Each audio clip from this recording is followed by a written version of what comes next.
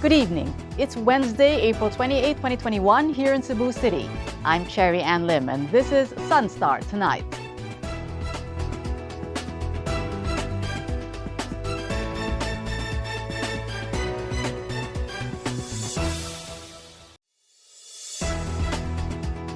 The Philippine Statistics Authority will start the online registration for the national ID on April 30. Chari Coronel reports. The online registration for the National Identification System will start on Friday, April 30. The Philippine Statistics Authority or PSA announced in its official Facebook page that it will launch its online portal for the national ID on Friday. President Rodrigo Duterte signed Republic Act 11055 or the Philippine Identification System Act in August 2018, which aims to establish single national ID for all Filipinos and resident aliens. Applicants will simply input their basic personal information and schedule their visit to the registration centers. They still need to go to the centers to have their biometric information like the fingerprints, iris scans, and front-facing photograph. PSA has started the registration on the low-income household members last year, wherein PSA personnel collected information from registrants during their house-to-house visits. PSA said it targets to register 70 million Filipinos for the national ID this year. The national ID is not just another ID to add to your list of valid IDs.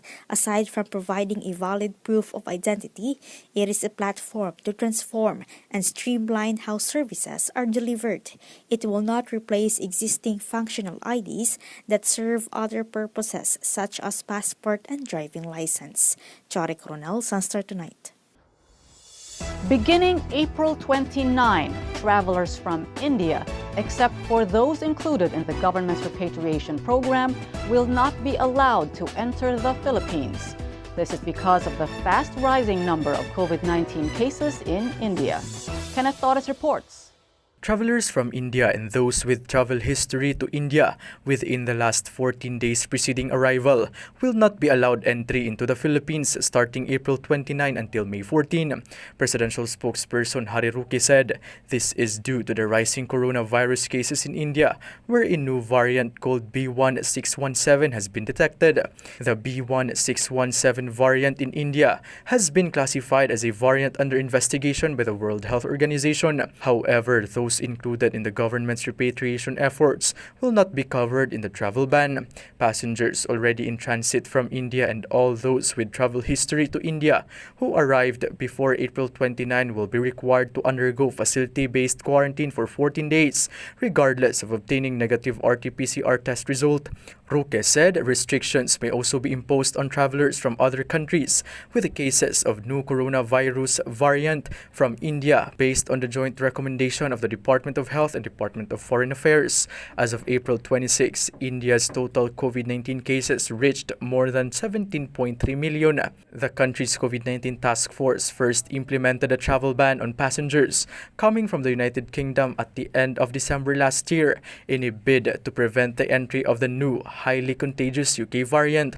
The travel ban expanded to 34 more countries, plus the Hong Kong Special Administrative Region that officially announced the detection of confirmed cases of UK and other variants. Kenneth Torres, SunStar Tonight. 5,000 doses of a COVID-19 vaccine will be used to inoculate minimum wage earners and overseas Filipino workers under Priority Group 4A on Labor Day, May 1. Chari Coronel reports. The Interagency Task Force has approved the request of the Department of Labor and Employment of 5,000 doses of COVID-19 vaccine to be used during the symbolic inoculation ceremony of minimum wage earners and overseas Filipino workers under Priority Group A4 of the government's vaccination plan on May 1, Labor Day. DOLE has been mandated to create a master list to ensure the equitable representation of the labor sector during the ceremony. Earlier, IATF revised the list of those under Priority Group A4, which now includes frontline workers in commuter transport, wet and dry markets, food service, news media, education, specific government agencies, and OFWs. They will be vaccinated after the senior citizens and persons with comorbidities. Meanwhile, the IATF now considers members of the Congress under Priority Group A4 due to their critical and indispensable role in the fight against the COVID-19 pandemic. Chare Coronel, SunStar Tonight.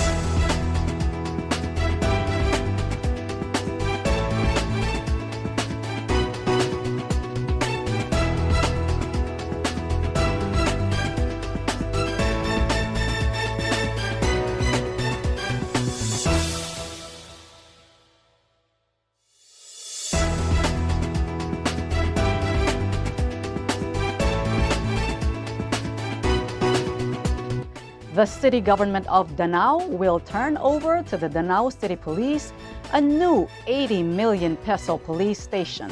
This is said to be the biggest police station in the country. Kenneth Torres reports.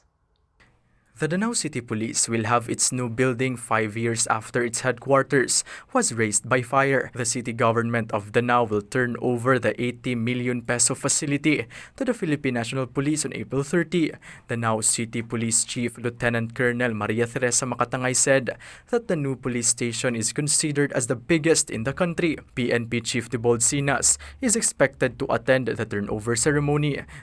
The building is a 4-story, which is fully furnished. Makatangay said that the city government will also shoulder the water and electricity bill, as well as the Wi-Fi connection. However, the police chief clarified that they can only use the facility temporarily and may be returned to the city government after 25 years. Makatangay said the city government assured them to construct a new police station when their police station was razed by fire in 2015. The police chief is thankful for the support of the city to their campaigns, especially the war against illegal drugs. The new police station is located fronting Danao City Civic Center and beside the Bureau of Fire Station. Kenneth Torres, SunStar Tonight. To get the latest, visit www.sunstar.com.ph. Follow us on our YouTube channel and official social media accounts on Twitter and Facebook. I'm Cherry Ann Lim. Thanks for watching SunStar Tonight. See you again tomorrow. Good night.